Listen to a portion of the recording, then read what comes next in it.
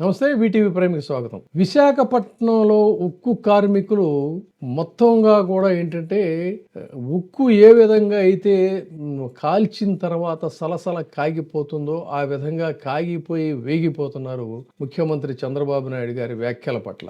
అయితే దీనికి సంబంధించి ఏది ఏమైనా సరే అంటే ఈ ప్రొడక్షన్ ఎంత ఉంటే అంత జీతం ఇస్తాం అనేది మరీ అమానుషంగాను దారుణంగా మాట్లాడటం అంతకు మించి చాలా అన్యాయం ఇది.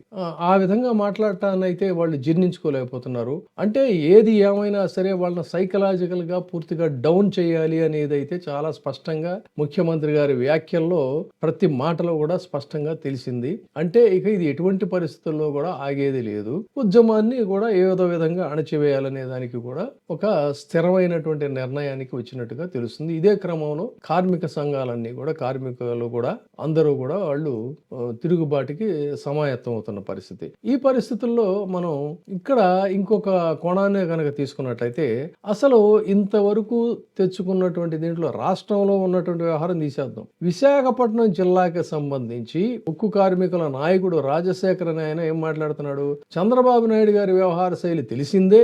ఆయన ముందు ఒకసారి ఎన్నికల ముందు ఒక రకంగా మాట్లాడతాడు, తర్వాత ఒక రకంగా మాట్లాడతాడు అని చెప్పి అన్నాడు ఆయన. మరి వ్యవహార శైలి తెలిసిందే అన్నప్పుడు కార్మిక నాయకులుగా బాధ్యతాయుతంగా ఉన్నప్పుడు మామూలు సామాన్య ప్రజలు ఏంటంటే ప్రసంగాలకి వాటికి వీటికి వాళ్ళు ఉద్వేగానికి గురవుతారో లేకపోతే వాళ్ళు పెట్టినటువంటి ఆశకి లోనవుతారో సహజంగా జరుగుతూ ఉంటుంది. ఆ క్రమంలోనే ఆంధ్రప్రదేశ్ లో సూపర్ 6 పేరుతో ఇచ్చినటువంటి దీంట్లో సగటు ప్రజలు జగన్మోహన్ రెడ్డి ఇచ్చేదానికంటే కూడా ఇంకా ఎక్కువ ఇస్తా ఉన్నప్పుడు వాళ్ళు పేద జనం కాబట్టి ఏదో ఆశపడ్డారు, ఓట్లేశారు. మంచి మందు ఇస్తామని చెప్పానంటే చాలా ఆరోగ్యకరమైనటువంటి మందు కిక్కి బ్రహ్మాండంగా మనకు హాయి కల్పించే మందు అనుకున్నారు.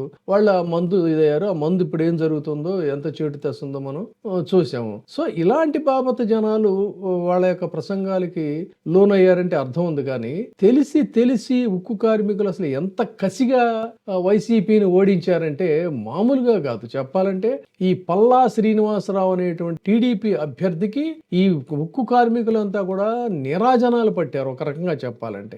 ఆయన ఇచ్చినటువంటి హామీలకి చప్పట్ల మోతెత్తిపోయినటువంటి పరిస్థితి. ఆ పరిస్థితిలో మొత్తం ఏకపక్షంగా ఉక్కు కార్మికులంతా కూడా ఓటేశారని చెప్పడానికి ఆయనకు వచ్చినటువంటి మెజారిటీ 95,235 ఓట్లు మెజారిటీ. అంటే ఉక్కు కార్మికులంతా కూడా వైసీపీ మీద యాంటీగా కసిగా ఓట్లు గుద్దారని చెప్పాలి. అక్కడ ఎంపీని కూడా అద్భుతంగా గెలిపించారు. మొట్టమొదటిసారిగా చొరకలు తగిలించింది ఎవరైనా అంటే వీళ్ళిద్దరు. అంటే ఇప్పుడు వాళ్ళ కష్టకాలంలో ఉన్నప్పుడు మనం ఏదో ఎత్తి పొడుస్తున్నామని కాదు, ఫ్యాక్ట్స్ జరిగినటువంటి ఫ్యాక్ట్స్ ఏ విధంగా మీడియా మిస్లీడ్ చేసింది, ఏ విధంగా వాళ్ళు తప్పుడు ప్రచారాలు చేశారు, ఏ విధంగా వాళ్ళని నమ్మించి మోసం చేశారు, ఈ ప్రైవేటీకరణ ఎందుకు ఆగింది అనేటువంటి దాన్ని చాలా విస్పష్టంగా సంబంధిత మంత్రి స్వయంగా విశాఖపట్నానికి వచ్చినప్పుడు ఆయనే చెప్పినటువంటి మాట. ఇది కుమారస్వామి గౌడ ఏం చెప్పాడు?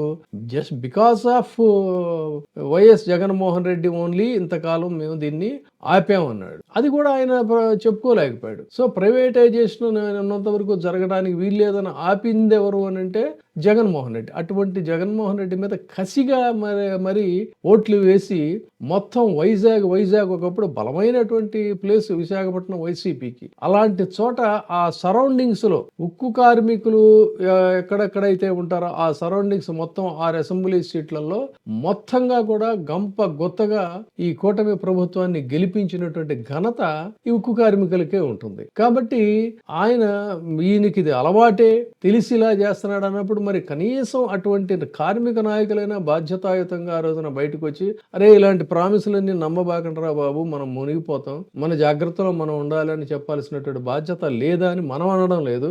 ఈ మాటని ఇది ఎందుకు చేయాల్సి వస్తుందంటే వాళ్ళు కష్టంలో ఉన్నప్పుడు మనం ఏదో దెప్పిపొడుస్తున్న మనకు అనవసరం, మనకు ఆ ఇంట్రెస్ట్ లేదు. సాటి కార్మికులే, ఇది వైసీపీ వాళ్ళు కూడా అనలేదు, సాటి ఉక్కు కార్మికులే కొంతమంది మనతో చేసినటువంటి వ్యాఖ్య ఏంటంటే మా వాళ్లే కదండి కోరి తెచ్చుకున్నారు, ఎంతెంత ప్రామిసులు చేశాడండి ఆ రోజున పల్లా శ్రీనివాసు, మేమంతా మరి ఆయన మాటలు నమ్మాము, మోసపోయాము, ఇవాళ పుట్టి మునిగేటువంటి పరిస్థితి వచ్చిందని అంటున్నారు. సరే ఏది ఏమైనా కూడా ఇది చాలా ఆ రకమైనటువంటి స్టేట్మెంట్స్ ఇవ్వడం, వాళ్ళని సైకలాజికల్ గా డౌన్ చేసి ప్రైవేటైజ్ చేయాలనుకోవటం మాత్రం కరెక్ట్ కాదు. విశాఖ ఉక్కు అనేటువంటిది ఆంధ్రప్రదేశ్ లో ఒక చరిత్రాత్మకమైనటువంటి ఇది ఉద్యమానికి ఒక ల్యాండ్ మార్క్ విశాఖ ఉక్కు ఉద్యమం అనేది. అటువంటి దీన్ని వాళ్ళ చరిత్ర పుటల్లో నుంచి చెరిపేయాలనుకోవడం అత్యంత బాధాకరం. చూద్దాం మరి ఈ కార్మికుల పోరు ఎంతవరకు వెళుతుందో, దీని మీద కేంద్ర ప్రభుత్వం దిగొస్తుందా లేదా, లేదు వాళ్ళని ఇంకా మరింత మాటల తోటాలతోనే వాళ్ళని డౌన్ చేసి ఈ ఉద్యమాన్ని అణిచివేయడానికి ఈ ప్రభుత్వం తను అనుసరిస్తున్నటువంటి వైఖరి నిదవుతుందా, ఏం జరగబోతుందని ఏదైతే let us wait and watch. Thank you. ఇప్పుడే సబ్స్క్రైబ్ చేయండి, లైక్ చేయండి, షేర్ చేయండి. WAY TV ప్రైమ్, మీ ఉత్తమాభిరుచుల సమ్మేళనం.